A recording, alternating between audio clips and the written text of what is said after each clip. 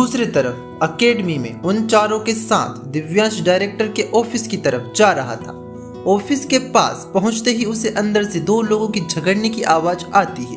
उस आवाज को दिव्यांश तुरंत पहचान लेता है। दिव्यांश, इस लड़के ने फिर से झगड़ना शुरू कर दिया। और ये अकेडमी कब पहुंचा? क्या इसने वो मिशन इम्पॉसिबल पूर्ण कर लिया है? वैसे ये कर भी सकता है, वैसे भी आज तक तो ये महल में टिका नहीं। हर बार के विपरीत रुद्र और निर्वाण भी इस आवाज को पहचान लेते हैं। वो दोनों एक साथ बोलते हैं, ये तो ज्ञान की आवाज है ना? दिव्यांश, हाँ, ये जब से यहाँ आया है तब से इसे बस अकेडमी की लाइब्रेरी में घुसना है। चलो इन सब के बारे में बाद में बात करेंगे, पहले इस तूफान को शांत करते हैं। वो जैसे ही निर्देशक के कार्यालय में प्रवेश करते हैं, वो देखते हैं कि ज्ञान एक सफेद लोमड़ी जो कि सोफे पर महारानियों की तरफ बैठी हुई थी, जिसने अपने कान के पीछे एक सफेद फूल लगा रखा था। ज्ञान उसकी तरफ बार बार उंगली करते हुए बोलता है, आपको जो चाहिए था वो मैंने आपको लाके दे दिया है। अब आपकी बारी है इस दस्तावेज पर लिखी सारी शर्तें पूरी करने की, जिस पर आपके मुद्रित हस्ताक्षर है, जिसमें लिखा है कि अगर मैं इस सफेद लोमड़ी को सही सलामत यहाँ ले आता हूँ तो आप मुझे अकेडमी में एडमिशन के साथ साथ लाइब्रेरी की एक्सेस देंगे। डायरेक्टर, जिसे लोग महासंत बेनियन के नाम से जानते हैं, गुस्से में, ये हस्ताक्षर मेरे नहीं हैं। ज्ञान, तो क्या आप ये कहना चाहते हैं कि ये हस्ताक्षर आपके नहीं हैं? महासंत बेनियन, देखो ये हस्ताक्षर मेरे हैं, लेकिन मैंने नहीं की।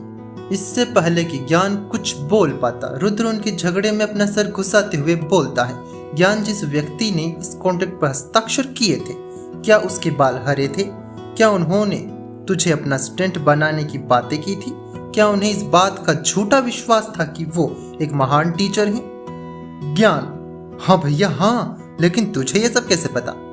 रुद्र, क्योंकि मैं भैया हूँ। और वो डायरेक्टर की तरफ मुड़ते हुए बोलता है, देखिए सर, इस कॉन्ट्रैक्ट पर अकेडमी के एक उच्च पदीय व्यक्ति के हस्ताक्षर है, जिसे हम दोनों जानते हैं। और वैसे भी आप यहाँ कितने भी झगड़े कर लीजिए, एक बार वो यहाँ आ गए तो इस कॉन्ट्रैक्ट को तो पूरा कर ही देंगे, तो फालतू अपना सर क्यों खराब कर रहे हैं? दीजिए एक छोटा सा टोकन और बात निपटाइए।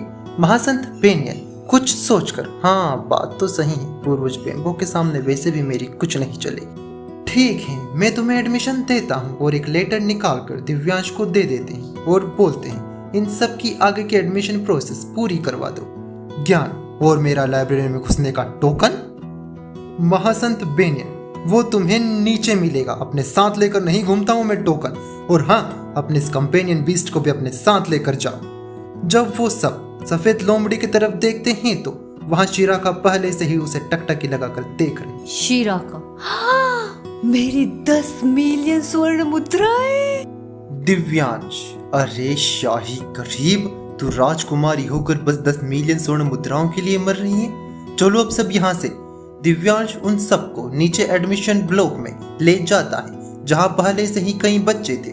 दिव्यांश उन्हें एक मशीन के पास ले जाता है और बोलता है, अपना अंगूठा लगाओ और इसमें से एक टोकन निकलेगा, उसे लो और चलो। 5 लोगों की लंबी लाइन में से रुद्र सबसे पहले टोकन निकालने जाता है, वहीं शिराका दिव्यांश से, भैया, इस मशीन से सबसे ऊंचे स्तर के टोकन बाहर निकलते हैं क्या, जो हमारे जैसे टैलेंटेड लोग ही बस इस लाइन में खड़े हैं? दिव्यांश, अरे बेटा, उच्च स्तरीय क्या होता है? कुछ नहीं, इसमें से शाही टोकन निकलते हैं, शाही, जो अभी तक बस मेरे पास ही था, लेकिन अब ये उपलब्धि तुमने भी हासिल कर ली है। अब ये टोकन तुम्हारे पास भी होगा, हर एक के पास। निर्वाण, यहाँ पर स्टूडेंट टोकन के भी अलग अलग स्तर होते हैं क्या? मुझे तो लगा था कि ये सिर्फ आई कार्ड के रूप में काम करते हैं। दिव्यांश, यहाँ स्टूडेंट टोकन सिर्फ आई कार्ड की तरह काम नहीं करते, इसके कई अलग अलग प्रयोग होते हैं और इसके कई अलग अलग स्तर भी होते हैं। जितने ऊंचे स्तर के टोकन होते हैं उतनी ही ज्यादा सुविधाएं और संसाधन अकेडमी से उस छात्र को मिलती हैं। जहाँ इसकी शुरुआत ब्रॉन्ज से होती है, वहीं प्लेटिनियम स्तर, जो कि इसका सर्वोच्च स्तर है, पर व्यक्ति को 1 वर्ष की अवधि तक बने रहना पड़ता है। केवल तभी उसे अकेडमी से ग्रेजुएशन की डिग्री प्राप्त होती है। आज तक उस स्तर को प्राप्त करने में लगने वाली सबसे कम अवधि 310 साल थी, जिसका श्रेय हमारे पिताजी और इस साम्राज्य के सम्राट देव महावंशी को जाता है। वहीं दूसरी तरफ जिस हॉल में दिव्यांश के साथ उसके भाई बहन जिस मशीन के सामने खड़े थे, उसी मशीन के पास एक और मशीन थी जिसके सामने एक बहुत बड़ी लाइन में छात्र अपना टोकन निकालने के लिए खड़े थे। उसी लाइन में सबसे आगे सफेद चोगा पहने हुए एक छात्र खड़ा था जो पिछले 2 घंटों से उस लाइन में और लगभग 1 घंटे से उस मशीन के सामने खड़ा था। वो उस मशीन को जोर जोर से हिलाने लगता है। इसमें से मेरा टोकन बाहर क्यों नहीं निकल रहा? हाँ, कहीं ऐसा तो नहीं कि मैं पास ही नहीं हुआ हूँ? नहीं, मेरे पास तो एकेडमी से लेटर आया था।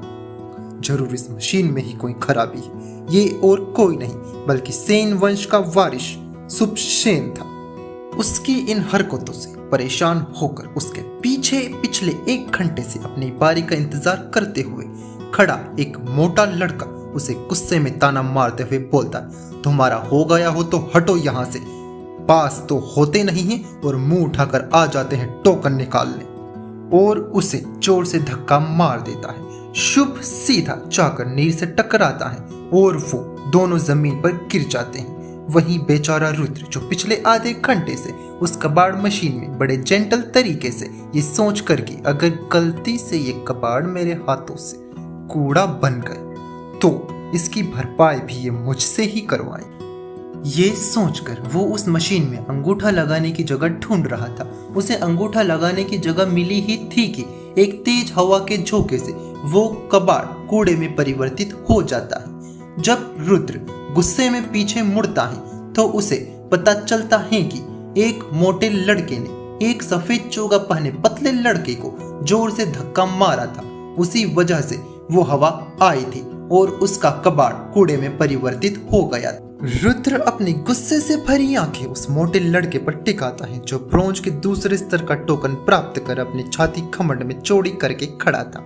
रुद्र उसके पास जाता है और बिना कुछ कहे उसे एक तेज घूसा मार देता है। रुद्र का घूसा खाकर वो लड़का फुटबॉल की तरह हवा में उड़ता हुआ एडमिशन ब्लॉक के दरवाजे से बाहर निकल जाता। वह अन्य छात्र इस घटना से चौंकते हुए बोलते हैं, वो लड़का तो हाथी समुदाय का राजकुमार था ना, जो अपने लोहे की तरह मजबूत डिफेंस और अपनी बेशुमार शारीरिक शक्ति के लिए जाने जाते हैं। उसे बस अपने एक ही हमले से उड़ाकर बाहर कर दिया। कौन है ये लड़का?